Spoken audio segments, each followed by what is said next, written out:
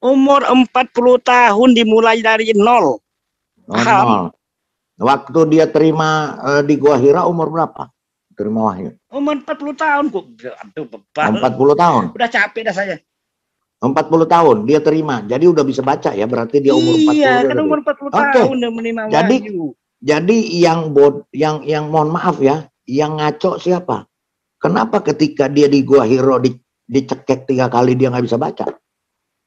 Iya, kan dia kan dengarkan, makanya Anda tuh punya niat menstria yang tidak baik. Nah, bukan. Masalahnya kamu ngomong tadi mulai bisa baca umur 40 tahun. Yang jelas ngomongnya. Mulai belajar membaca sejak umur 40 tahun, sejak datangnya ayat. Kemudian para sahabatnya menuliskan. Dia kan pelan-pelan melihat tulisan. Lama-lama dia tahu. Waktu terima wahyu di Gua Hiro itu umur berapa?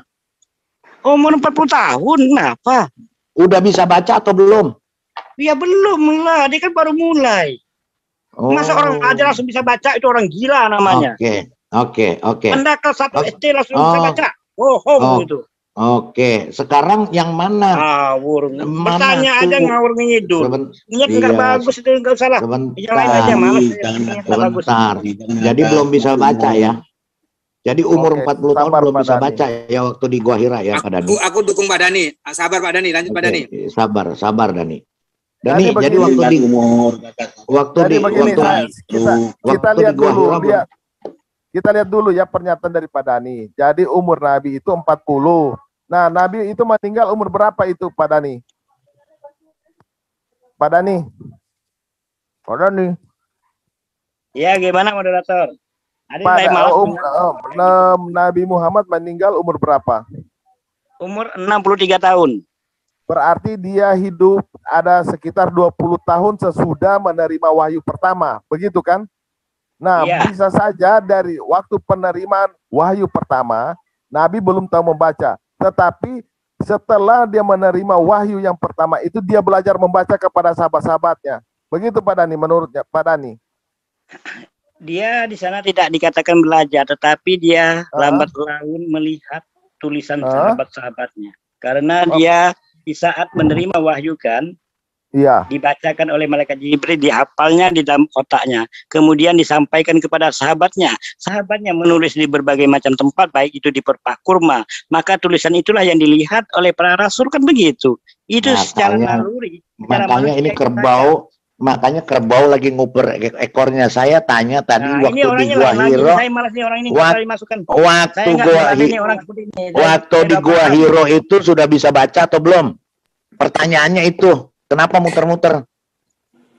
Kalau dihafal siapa yang bacain, Pak? Katanya di Gua Hiro sendirian. Berdua sama malaikat. Saya lawyernya Dani.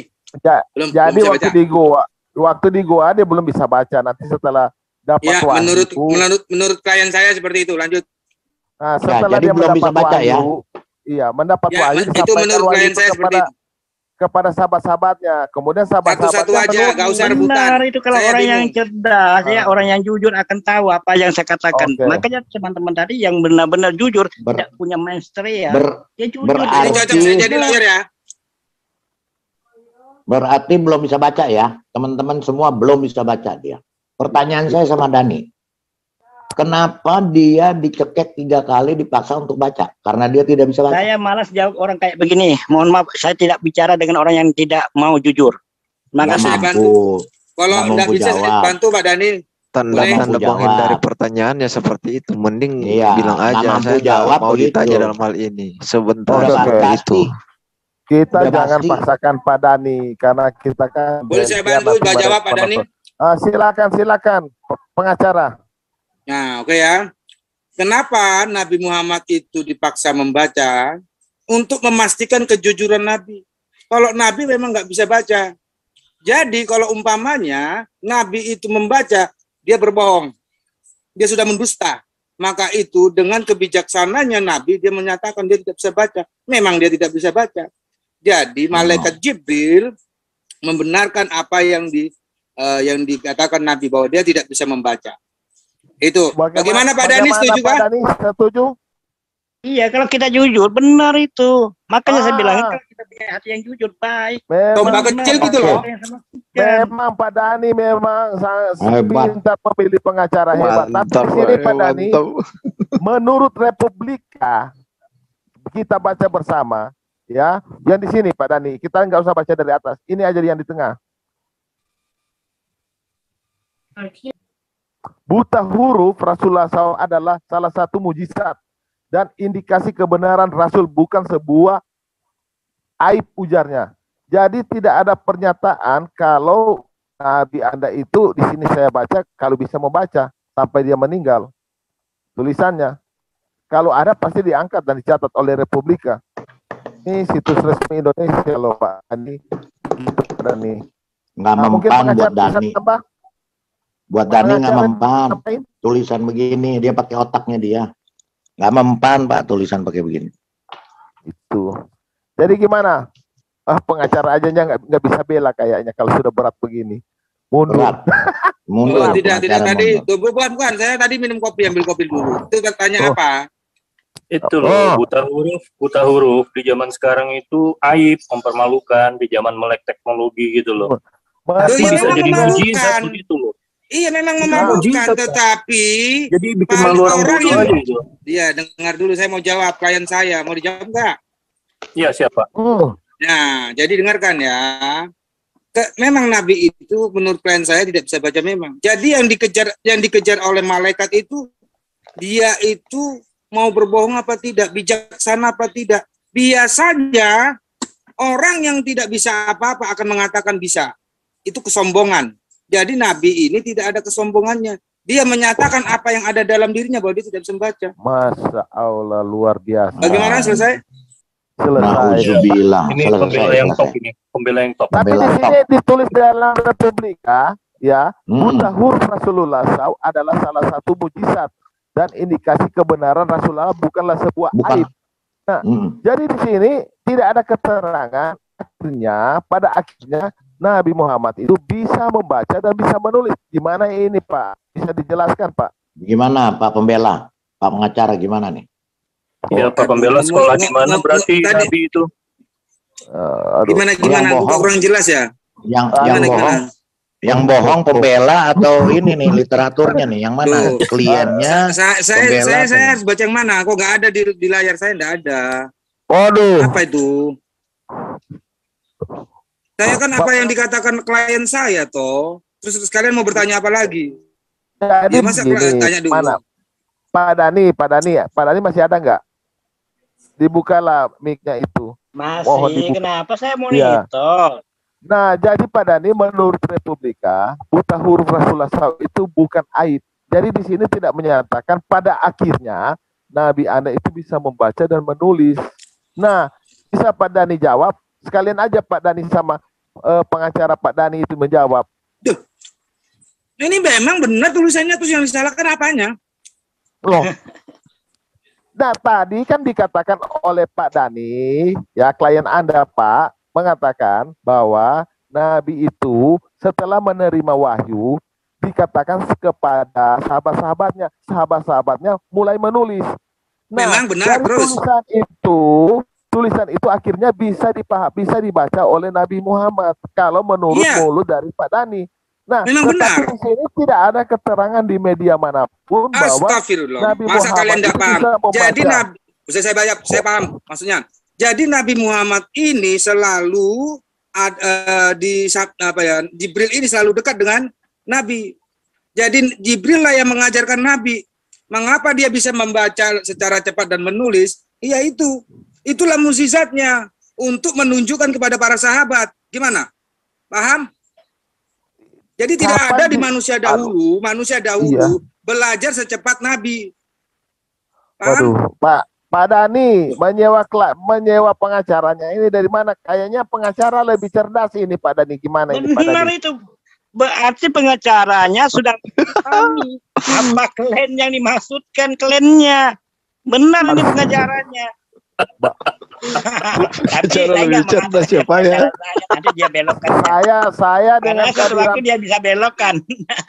Saya dengan kehadiran pengacara. Untuk sementara ini saya akui kebenaran itu. Menurut saya baca nulis. Jangan lupa nomor rekening Pak Dhani. Untuk sementara saya akui kebenaran dia, kejujurannya. Mantap dia, tapi sementara. Bukan selama-lamanya, nanti suatu waktu kita bisa perang nanti. Jadi berarti buta huruf ya? Aduh, orang ini sulit juga. Ya. Silakan jelaskan pengacara. Iya, Pak Dhani memaksakan untuk percaya kepada kebenaran dalam tanda kutip. Masa kalau zaman sekarang semua kebenaran dibuka. Tadi soalnya kalau hanya saya percaya aja tuh banyak korban tuh, banyak korban penipuan tuh di Binomo tuh. Iya, saya terlempar soalnya tadi, jadi nggak tahu, nggak dengar. Coba, jadi benar nggak buta huruf gitu? Pembelanya bagaimana? Jadi begini menurut aja. klien saya tadi sudah dijelaskan sangat jelas. Ya. Nah, kenapa lagi mau ditanyakan lagi? Kenapa Rasulullah itu? Oke, tanya silakan. Ya, jadi kalau memang buta huruf, saya ada dua pertanyaannya. Kalau memang dia buta huruf sampai matinya, saya akan tunjukkan ayatnya. Tapi kalau memang dia bilang katanya buta huruf saja, terus nanti bisa baca, saya ada lagi pertanyaannya. Jadi yang mana bisa ini? Baca, menurut klien saya begitu. Oh, bisa jadi baca. Jibril mengajarkan kepada Nabi hingga Nabi itu bisa cepat membaca dan cepat menulis. Jadi di manusia ini tidak ada kecuali Nabi. Pak Dhani setuju dengan pengacara Pak Dhani. Pak Dhani setuju nggak? Iya, memang benar itu. Pengacara saya untuk sementara ini saya pakai dia. Benar itu. Jadi pengacara tidak berasumsi ya. Menurut dari sementara ya. Penjelasan dari Pak Dhani ya, Pak Dhani ya. Iya, saya lihat endingannya dulu ya, pengacaranya endingnya kemana nanti. Rekening kayaknya ini pengacara hati-hati ditikam dari belakang loh ini. Hati-hati. Iya, makanya saya bilang sementara. Saya pengacara ngomong dulu. Astagfirullah. Yang sabar. Jikalau Dhani nantinya menusuk saya, itu namanya terlalu. Lanjut. Moderator tahu untuk bawa kemana. Makanya moderator pastikan sama Pak Dhani. Apa Pak Dhani setuju dengan jawaban dari pengacara Pak Dhani? Iya, untuk sementara yang telah dikatakannya itu saya setuju. Untuk yang sementara sampai kapan Pak Dhani? Kalau yang belum sementara sampai kapan? Datang saya nggak tahu. Ya, supaya Pak Dhani tetap dibela. Iya, sampai dia berkhianat, Pak. Sampai pengacaranya dikhianati gitu aja, Pak. Iya. Jadi berarti dia bisa baca ya. Wow, pintar. Sebentar Pak Lidara, sebentar. Izin moderator. Izin moderator. Silakan. Jadi yang saya tangkap dari tadi, jadi statement dari yang menurut Pak Dhani. Jadi Mr. M pernah ya Umi, tapi sejak dia nggak buta huruf lagi, jadi uminya dicabut gitu, udah nggak pantas dia disebut umi gitu. Oke. Jadi sejak dia tahu bisa baca tulis, uminya dicabut karena udah nggak pantas disebut umi gitu ceritanya. Lanjut. Bukan. Astagfirullah. Kalau kalian kenapa tertutup? Janganlah kafir terus. Begini, dengarkan. Jadi nama Nabi Shallallahu Alaihi Wasallam ini memang umi, bukan uminya dicabut, tapi Jibril memberi ilmu yaitu pengajaran bagaimana dia bisa menulis dan membaca, bukan dicabut. Bedakan. Jadi gelar umi tetap melekat pada Nabi Muhammad. Paham? Oke, saya tanya dulu Pak Dhani. Itu ternampak jelas pada sahabat-sahabat. Dia belajar dengan cepat karena ada Jibril di sampingnya untuk mengajari. Paham? Sudah. Pak Dhani, saya minta kekuatan dari Pak Dhani. Apakah yang disampaikan itu benar tidak, Pak Dhani? Jadi sedikit saya luruskan. Jadi umi itu adalah kelas sebelum dia bisa membaca dan menulis. Saya tanya. Setelah menerima wahyu. Ada benarnya, tapi tidak 100% ya. Yang di mana yang salahnya? Pernah menjabat umi, yang benarnya pernah menjabat umi, tapi setelah tahu udah nggak jabat umi tidak gitu. Salah, cuma takut di framing. Kan nanti kan dikatakan Anda kan bisa membelokkan tergantung dari rekeningnya. Tenang aja Pak Dhani. Tapi saya pastikan dulu, apakah yang dikatakan oleh pengacara itu 100% benar? Tolong dikuatkan. Ya kita kan nama manusia itu tidak ada mungkin 100% benar. Yang benar 100% itu hanya Allah bagi kami umat Islam. Abu dong. Abu-abu. 99% lah. Benar gak? Tadi ngomongnya jujur. Nah, kalau saya sih 90% dia benar. Oh, 90% berarti lebih besar kebenarannya daripada kebohongannya. Lanjut. Berarti masih bisa dipercaya dong. Iya, benar. 90%. Oh, jadi dicampur ya, kebenaran dan kebohongan dicampur jadi satu ya? Tergantung bro. Tergantung bro. Mau yang mana yang menguntungkan itu harus diambil. Iya. Menurut pengacara bagaimana? Tergantung Dani. Kalau senang hatinya dia ya benar. Kalau nggak senang salah. Nah, tergantung dari pendapat pengacara bagaimana. Kenapa pengacara kalau kebenaran walaupun itu salah diambil? Itu benar yang dikatakan. Ya, oke. Kalau saya mau jawab ya. Benar, salah tidak diambil. Walaupun kesalahan itu didengar adalah sebuah kebenaran. Oke, Anda harus tahu apa yang dikatakan klien saya itu benar. Karena apa? Tidak tertulis. Jadi tidak bisa dipastikan. Jika tertulis dia akan katakan 100%. Paham Anda? Itu tafsiran bagaimana sang Nabi yang umur 40 tahun ya, yang belum bisa baca tulis, secepat itu dia bisa baca tulis. Nah. Dan itu pun belajar otodidak, bukan diajarin di sekolah seperti sekarang. Bagaimana? Apakah Anda paham? Oh, jadi yang tidak benar kebenarannya itu yang kliennya atau lawyernya nih yang punya kebenaran. Iya benar ini. Jadi untuk sementara ini pengacara saya ini kayak orang Islam. Pak Dani jangan culas dong, mosok lawyernya sementara doang dipakai. Iya, lawyer saya tahu. Ini. Pak Dani culas nih, nggak jujur nih. Itu benar. Udah ditransfer belum Pak Dani dengan apa yang mau saya sampaikan. Saya jadi kasihan sama lawyer Dia Pak sudah Dani memahami apa yang mau saya sampaikan. Dia sudah memahami untuk sementara ya. Sekali lagi ya lawyer ya. Itu loh kalimat ekor sementara ini kalah jengking banget itu. Ya saya nggak tahu ke depannya nanti kan dibelokkannya saya kan nggak boleh. Benar. Ya jadi astagfirullah. Tunggu. Pak Dani, janganlah seujon dengan saya. Saya sudah memberikan apa yang saya. Jadi selama ini, tapi sebenarnya gini Pak Dani, saya kan sudah membantu Pak Dani dengan ikhlas. Kenapa Pak Dani seujon dengan saya? Astagfirullah, terlalu. Kita seujon, ya kan. Kita waspada kan wajar. Boleh kan kita waspada kan?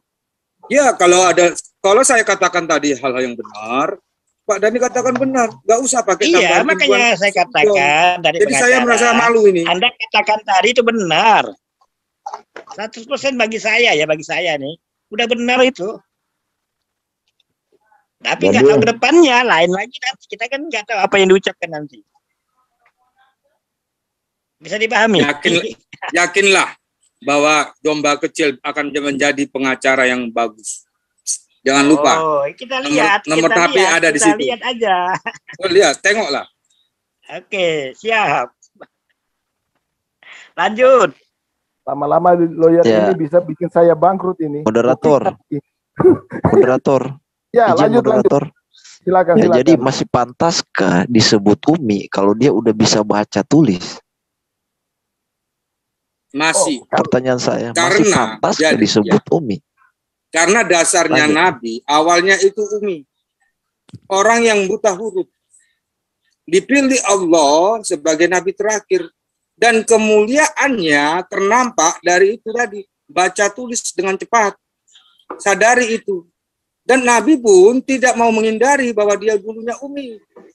Itulah kebijaksanaan Nabi. Nabi itu adalah makhluk paling bijaksana di muka bumi ini. Lawyer kayaknya kurang ilmu. Jadi lawyer harus jelaskan bahwa Umi itu banyak arti. Gitu. Lawyer harus tahu bagian-bagian daripada Umi. Yang jelas apa yang diterangkan oleh Pak Dani tadi sudah jelas. Cuman kalian yang tertutup kufur.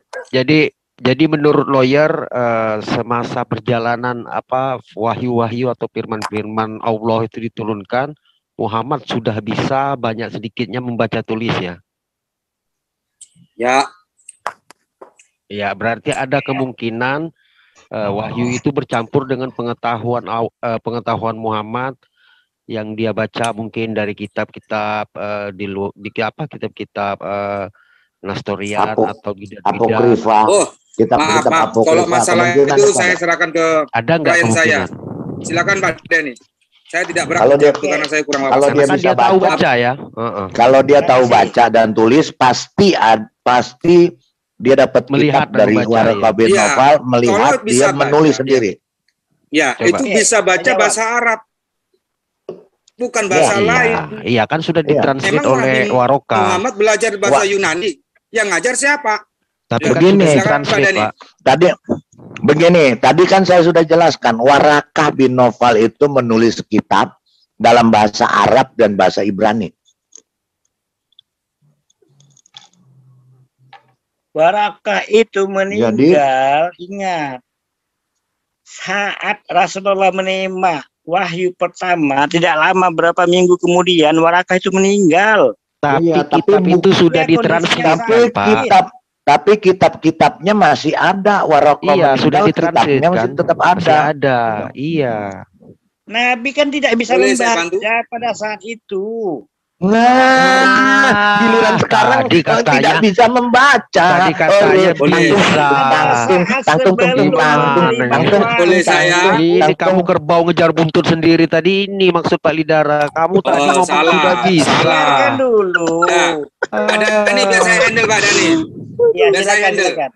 Ya, jadi menurut klien saya yang dikatakan Waraqah itu meninggal 1 minggu. Sekarang saya tanya Anda sekalian.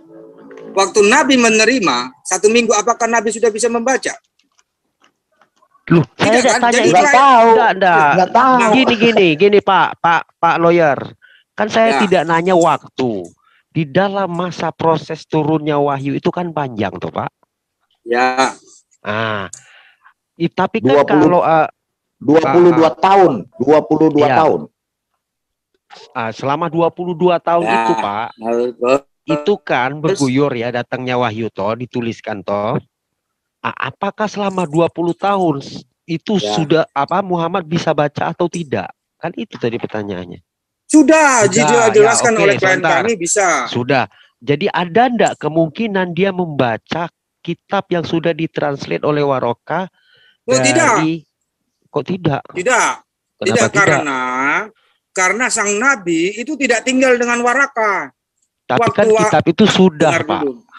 Iya, sudah. Tapi apakah Nabi melihat? Ada melihat. Catatan. Coba tunjukkan ayat. Coba tunjukkan bahwa Nabi Muhammad melihat apa yang ditulis Waraqah. Silakan. Benar Pak Dani? Logikanya seperti ini, Pak lawyer. Logikanya seperti ini. Kitab itu sudah dikanon, sudah ditranslate ke bahasa Arab toh. Dan pengikut pendeta Waraqah bin Nawfal itu pasti ada toh. Makanya itu ditranslate ke bahasa Arab toh. Maksudku pengikut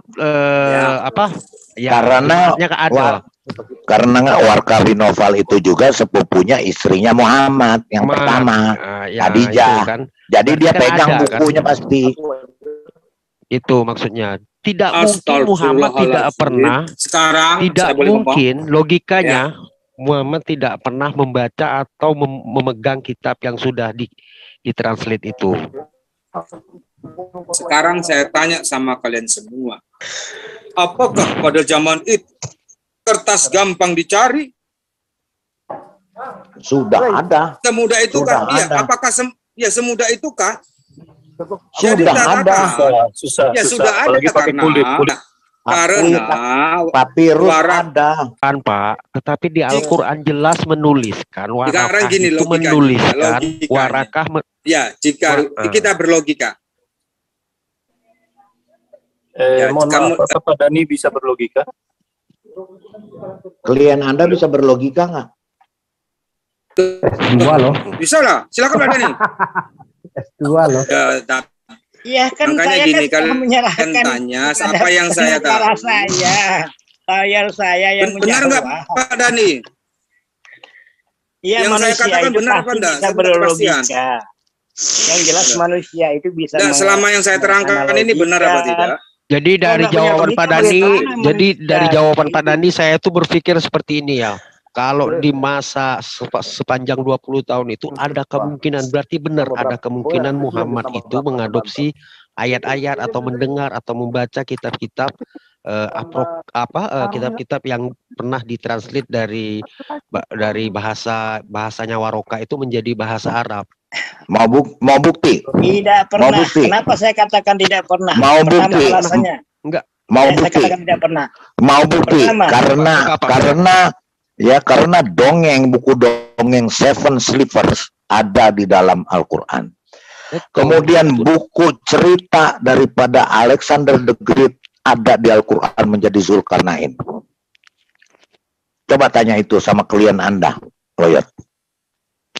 Ya, langsung ke klien dan saya. Pak Dani, silakan Pak Dani. Itulah salah satu membuktikan kalau Rasulullah itu menerima wahyu pertama bertahap, ya, maka dari itulah saya katakan dia tidak mengadopsi dari Warokoh. Kenapa? Karena wahyu itu bertahap. Di mana sebelum ada larangan, contoh, sebelum ada larangan masalah budak itu bisa digauli, Rasulullah tidak pernah melarang. Bukan itu, Pak Dani, bukan itu. Ini yang saya bicara. Analogi, logika. Enggak, ini bukan analogi. Ini ke fakta bahwa namanya Ashabul Kahfi. Ashabul Kahfi itu cerita 7 orang tidur di dalam goa dengan seekor anjing, itu dongeng 1001 malam. Loh, enggak paham ya. Dari tadi saya sampaikan apapun dongeng dari dewa ke dari apa ke apabila sudah masuk dalam Al-Quran itu kebenarannya mutlak. Anda nggak paham ini. Gimana sih? Kabar Pak Dani. Iya, kabar. Jadi sudah jelas ya. Jadi dia memang mau percaya dongeng, teman-teman, dongeng mau diimani kan tuh kan dia kayak misalnya orang percaya kisah Alibaba, ya kan? Dia percaya, terus ada percaya misalnya kisah Pinocchio. Dia ada percaya kisah Snow White, ya biarin aja, cuman kita kasih tahu gitu loh kalau itu tuh nggak ada. Kalau nggak ada jangan mengada-ada. Benar. Ada. Jadi orang percaya dongeng gitu kan, dongeng Cinderella, dongeng Alibaba, ya biarin aja, cuman kita kasih tahu itu dongeng gitu loh. Haknya. Iya itu haknya. Kita cuma kasih tahu tuh dongeng 1001 malam. Ya. Intinya yang saya dapat berarti sebelum Muhammad mati itu dia sudah pernah bisa membaca dan menulis ya Pak Dani ya. Di dalam pewahyuan itu Pak Muhammad sudah bisa membaca dan menulis ya Pak. Begitu ya Pak Dani ya? Benar sekali. Oke. Ya itu aja sih. Jadi kecurigaanku tuh tapi karena aku kemarinnya berpikir tidak mungkin dia kan tidak bisa baca tulis. Tapi kok ada ya di kitab-kitab apokrif. Tapi nggak mungkin dia kan nggak bisa tulis. Aku tuh selalu bimbang di situ ketika hari ini Pak Dani menyatakan sepanjang wahyu itu diturunkan. Itu terbukti ya. Iya. Terbukti berarti. Terbukti. Keraguan saya itu terjawab Pak hari ini Pak. Terima kasih ya Pak Dani ya. Saya juga. Terima kasih Pak Dani sudah saya. Iya, awalnya saya berpikir seperti itu, tapi karena saya berpikir beliau kan buta huruf, tidak bisa baca tulis, tidak mungkin dia baca kitab-kitab. Betul. Tapi ternyata Pak Dani menyatakan hari ini, ternyata beliau bisa membaca selepas dari goa itu kan dia belajar sendiri tadi bla bla bla bla bla kan. Iya. Sependapat. Gitu. Tadinya saya berpikir bahwa benar berarti dia nggak bisa baca tulis, berarti dia ngarang-ngarang. Dia nggak ngarang kitab sucinya. Jadi murni, benar, jujur. Tapi sekarang kalau ketika dia dikatakan Pak Dani dia bisa baca tulis, waduh, hancur hati saya. Sudah yakin saya Pak, keraguan saya bahwa dia menduplikat atau mengadopsi itu sudah terjawab. Pak Dani menjawab. Betul. Ini itu salah itu. Dari mana Anda katakan bahwa itu sebagai apa tadi? Jangan framing lah. Tadi udah jelas dikatakan klien saya. Enggak framing, Pak Pambela, enggak framing karena bukti dan faktanya ada. Ya. Bukan framing. Nah, buktinya saya jelaskan ya. saya jelaskan. Buktinya satu. Satu-satu aja. Ya, Ashabul Kahfi 7 penidur. Terus kemudian Isa itu berbicara di dalam buaya. Oh, satu dulu. 7 dulu. Masalah 7 orang tidur itu benar dalam Al-Quran katakan seperti itu. Saya kasih datanya, paper itu. Ya. Jadi jikalau sama, sekarang saya tanya. Jadi suatu kejadian yang sama, apakah kalian katakan dongeng? Ya enggak. Ya, sekarang apa yang dituliskan Al-Quran itu menuju ke sana. Tapi awalnya itu dongeng. Bukan dongeng. Itu dongeng. Iya. Aslinya dongeng. Aslinya dongeng. Yang dongeng yang mana? Dongeng orang Yahudi. Tertidur di dalam gua 300 tahun kok. Terus dibolak-balik kayak asing. Bukan dongeng, itu cerita. Itu yang dongeng. Jadi yang di Al-Quran itu bukan dongeng, itu cuma cerita. Oh, bukan dongeng. Oke. Di Al-Quran itu kan dikatakan tidurnya selama 300 tahun, Dombil. Gimana sih lu? Paralel. Makanya saya tanya. Itu firman Allah satu-satu percaya, padahal satu-satu cerita di situ. Satu. Jadi gini. Oke, saya ya, karena ini saya yang memulai. Saya Bentar. Mau live dulu, di live-kan dulu di Al-Hayat. Silakan. Bu, laptopnya saya baru matiin, kagak bisa. Nanti 15 nggak bisa. Bentar, biar YP aja nge-live-kan. Ya udah Pak Domba sama itu Pak YP lagi ini coba 15 menit saya live. Ya. Coba biarkan Pak Dani Domba biarkan Pak Dani yang menjawab karena sesuai imannya. Nanti kita dibilang nafsirin lagi. Biarin Pak Dani. Kalau layar saya itu benar itu. Kalau benar saya katakan benar, kalau salah saya katakan salah. Selama dia masih benar, saya mendukung. Kalau Pak Dani, kalau lawyernya dituntut, Pak Dani mau dibantuin nggak? Apa yang mau dituntut? Hah? Yang dituntut apanya? Iya kan menafsirkan sendiri, gimana sih? Itu kan atas instruksi saya. Kecuali saya menyanggah. Aman. Mantap. Iya, kecuali saya menyanggah, yang masih melanjutkan lawyer saya Alhamdulillah. Alhamdulillah. Dani. Selama dia masih dalam koridor saya, maka saya biarkan. Tetapi kalau sudah melenceng dari koridor saya pecat jadi lawyer. Teman-teman, saya jamin teman-teman muslim kalau mau nuntut jangan sama Domba ya, sama Pak Dani aja langsung, karena atasannya Pak Dani teman-teman. Oke, silakan teman-teman satu-satu nih supaya jelas nih. Silakan Pak Bu Sopi, Pak Liadara yang mulai. Aku sapa dulu. Ya. Aku tadi mau pergi. Okay. Terima kasih untuk yang nonton di live YouTube ya kawan-kawan. Saya hentikan dulu live kita untuk kali ini. Ya, bisa langsung lompat ke Domba Kecil. Iya. Nonton yang nonton. Domba Kecil atau ke Al-Hayat. Oke. Al-Hayat. Ya. Belum live. Domba Kecil live. Terima kasih. Ya, terima kasih. Thank you. Tuhan memberkati. Ini layar saya nih mantap nih. Kenapa nih? Ini mimpi apa dia? Loh, jangan lupa nomor teleponku ada, ditransfer. Saya juga sedikit sebentar buat pecat ini Pak Dani, saya mau ngomong sebentar buat channel penonton di channel saya juga berpesan seperti itu ya. Ini bukan kami berasumsi atau kami orang-orang Kristen saja, tapi di sini ada juga Pak Dani dan Pak Dani menyetujui bahwa Muhammad memang akhirnya bisa membaca meskipun wahyu itu tetap diturunkan, Muhammad itu bisa membaca. Begitu ya Pak Dani ya? Benar. Dan saya tunggu Pak Dani, dan saya mencoba membantu mentranslate kata-kata yang mudah dicerna ke teman-teman Kristen apa yang dimaksud oleh Pak Dani. Benar Pak Dani ya? Benar sekali. Oke, terima kasih Pak Dani. Mantap lawyer saya nih. Lanjut.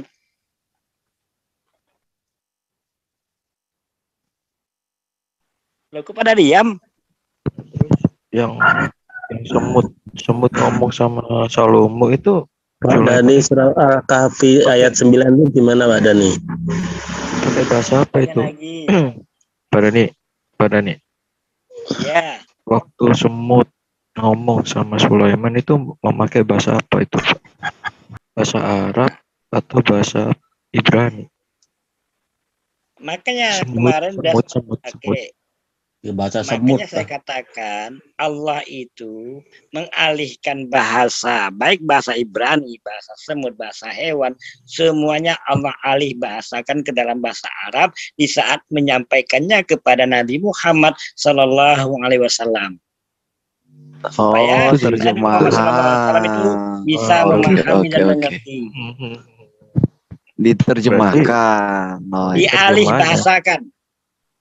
Dialih bahasakan, jangan ditambah. Mohon teman-teman ucapan saya jangan ditambah atau dikurangi narasi. Alih bahasa itu diterjemahkan. Kamu gimana sih? Saya hanya mengatakan alih bahasa, Anda mau mengatakan yang lain silakan. Tetapi saya, kalau Anda ingin menukil, sama aja Pak Dani. Coba sekarang pakai Google. Apa itu alih bahasa? Dengarkan dulu, Sofia tuh. Apa itu alih bahasa? Kita lihat apakah alih bahasa itu diterjemahkan apa tidak. Coba teman-teman. Coba cari dong di Google Translate. Alih bahasa itu diterjemahkan apa bukan? Kalau diterjemahkan itu sulit suara namanya kan itu terjemahan. Kalau alih bahasa itu benar dia.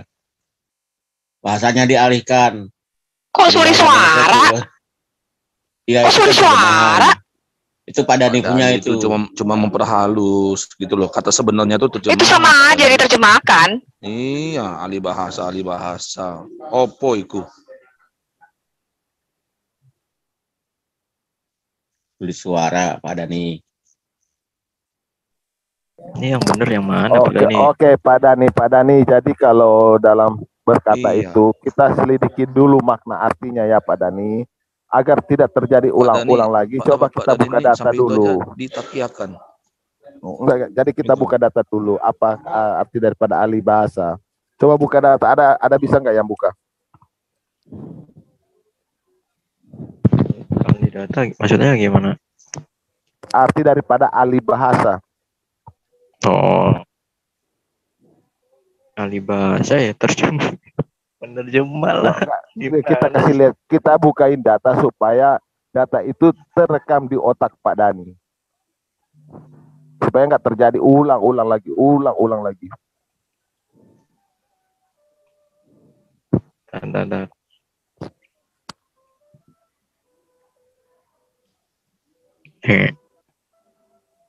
Ya, arti ahli bahasa ya sama aja terjemahan lah. Gimana nih? No, ahli bukan ahli. Hah? Ahli bro, ahli bukan. Alih bahasa itu artinya pengalian makna atau amanat ke dalam bahasa lain, artinya penerjemahan. Jadi Allah itu menerjemahkan ke bahasa Arab. Biar aku buka aja biar cepat. Pengalih bahasa, orang yang menerjemahkan. Mengalihkan bahasa artinya menerjemahkan. Silakan buka kamus arti KBBI. Lihat aja. Udah jelas nggak? Pak Dani? Pak Dani. Ya lanjut aja. Pak Dani. Berdasarkan ilmu pengetahuan. Nah, alih bahasa artinya Allah menerjemahkan ke bahasa Arab. Pengalih bahasa artinya Allah yang menerjemahkan. Pengalih bahasa artinya proses untuk menerjemahkan. Iya, itu aja ditakiakan. Aduh, ampun dah. Itu aja kok repot. Sudah jelas ya Pak Dani.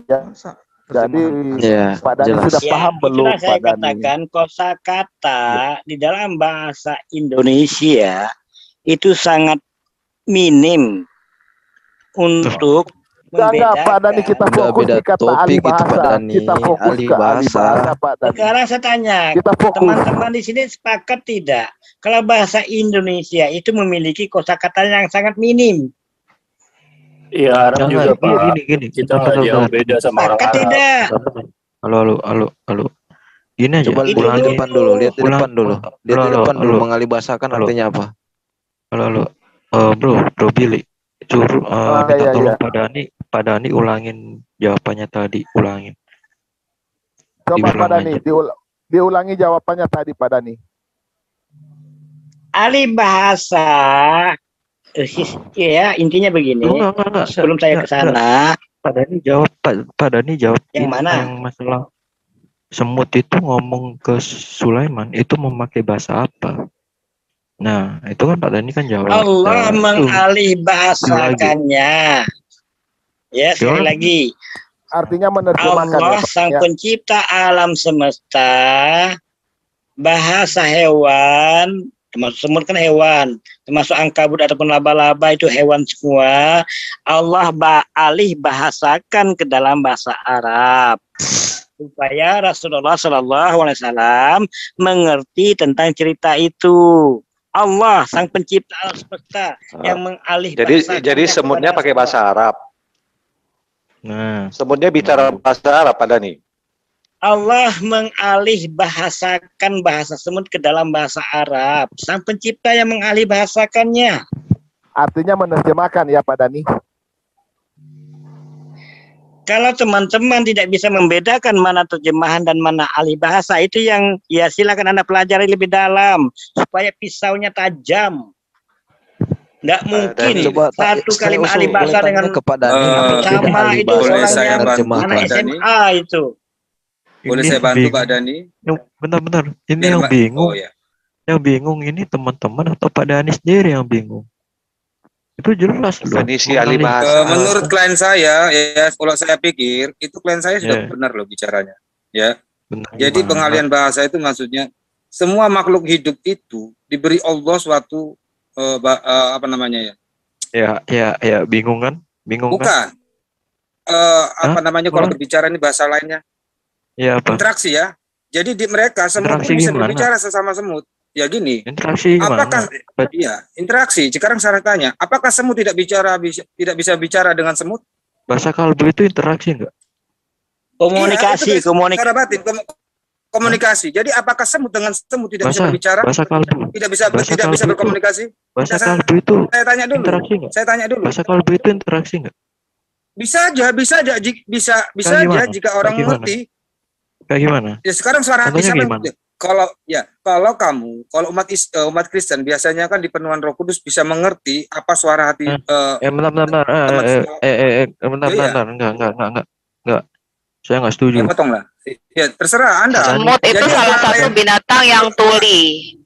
Ya, semut itu salah satu binatang yang tuli yang tidak berkomunikasi dengan speech atau perkataan atau bahasa. Ya benar, saya benarkan itu. Gelombang. Jadi apakah semut tidak punya komunikasi dengan teman semutnya? Pak Dani, bukan berarti bicara. Saya lawyernya. Oke, bukan berarti kasih. bicara. Semut itu pakai bahasa isyarat. Nih, Pak Dani pakai bahasa isyarat itu. Pak Dani bahasa Roh Kudus enggak? Lawyer saya udah mantep kok nih. Udah cocok saya ini sementara. Dengan lawyernya. Itu ngelok-ngelok Pak Dani itu. Ya mudah-mudahan seterusnya lah. Lawyer itu ngelok-ngelok Pak Dani. Apalagi? Waduh. Jadi semut berbicara. Jadi jangan bangga Pak Dani dengan lawyernya. Jadi itu namanya komunikasi yang saya katakan tadi. Seluruh hewan itu bisa berkomunikasi. Apakah dengan ada nada suara atau tidak itu komunikasi. Ya, nah, tadi katanya bicara. Yang tahu itu adalah sang pencipta alam semesta. Makanya katanya berbicara. Mengalihkan komunikasinya itu ke dalam bahasa Arab yang bisa jadi semut itu berbicara atau tidak? Jadi semut itu berbicara atau tidak? Berkomunikasi itu tidak. Berarti lawyernya tadi salah. Loh, saya kan berbicara, jangan salahkan saya. Bukan bicara, benar, tadi kan sudah disampaikan komunikasi. Iya benar, itu komunikasi yang berbicara. Lawyer saya tanya sama kalian. Ya. Tunggu Pak Dani. Saya tanya sama kalian, apakah semut dengan teman semutnya tidak berkomunikasi? Komunikasi, tapi tidak berbicara. Ya iya, nama lain berbicara kan berkomunikasi. Enggak. Astagfirullah, masa begitu tidak paham? Interaksi juga komunikasi, tapi tidak harus berbicara. Iya, Pak, jadi bicara itulah itu, bahasanya. Pak, bicara itu identik dengan suara. Iya, sekarang dari mana kata komunikasi tadi keluar Bapak dulu? tadi Bapak bilang berbicara. Komunikasi itu belum tentu dengan bicara. Iya, sekarang saya tanya. Banyak. Kata komunikasi ada sejak kapan? Coba cek. Kirim WA bisa. Jangan usah kemana-mana. Berbicara Bukan atau komunikasi. Kalau orang dulu mengatakan itu berbicara. Nah, kan berbicara apa Dani? Nah, sekarang saya mau tanya sama kalian. Ini lawyer lulusan mana ini? Ya, betul. Ya sudah. Kalian benar, ngomong lawyer sendiri. saya itu benar. Orang zaman dahulu peradabannya kan masih rendah. Zaman sekarang peradaban manusia lebih tinggi. Ya, harus Pak Dani kita makin pintar. akui. Jadi semut berbicara. Maka sekarang dikatakan komunikasi, berinteraksi. Oh, jadi zaman dulu semut Supaya bicara. dipahami. Jadi zaman dulu Berbicara kan Anda kan selalu itu bukan semut bicara. menggunakan suara. Iya. Beda Ya itu, kan Pak Dan. begitu.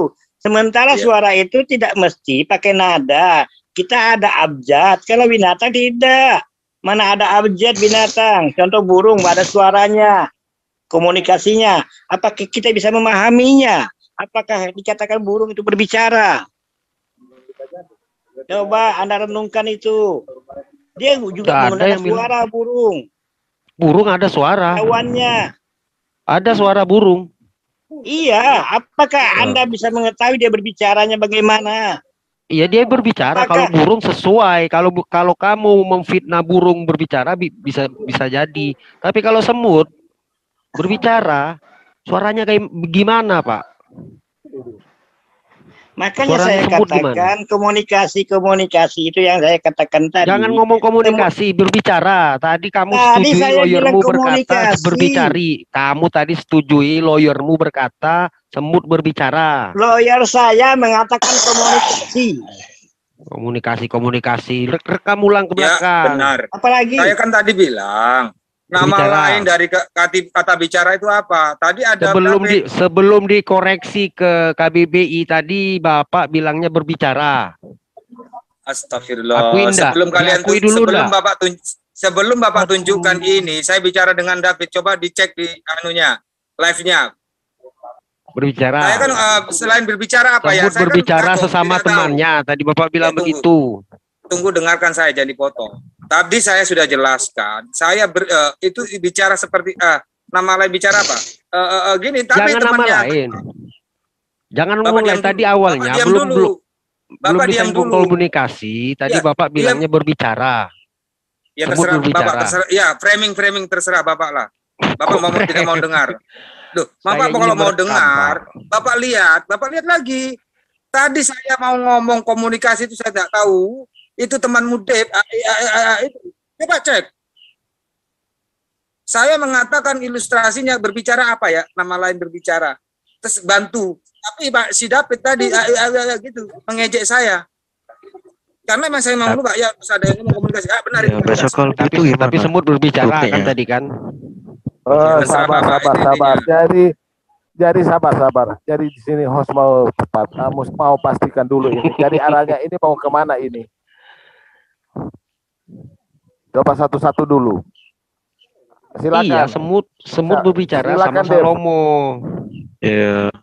Semut bisa pakai antena berkomunikasi. Nggak ngomong dia pakai antena. Komunikasi. Kalau tadi bahasanya komunikasi, jangan disebut bicara. Kan kita tidak sampai rembet-rembet ke sini. Beda komunikasi. Komunikasi betul. Itu loh. Itu sudah saya screen tadi. Ya sekarang tunjukkan kata komunikasi ada tahun sejak kapan? Apakah sebelum ya pengacara, saya pulang dulu ke kantor ya. Tuh jangan pulang, kamu lupa nih. Nah, nanti saya standby nanti. Wah, balik lagi. Nanti saya datang lagi. Oh ya, nanti tunggu Pak Dani nanti saya balik lagi ya. Saya mau berubah dulu. Lebih kurang 20 menit. Saya absen dulu. Absen. Ya. Oh, Pak Dani absen katanya. Oke.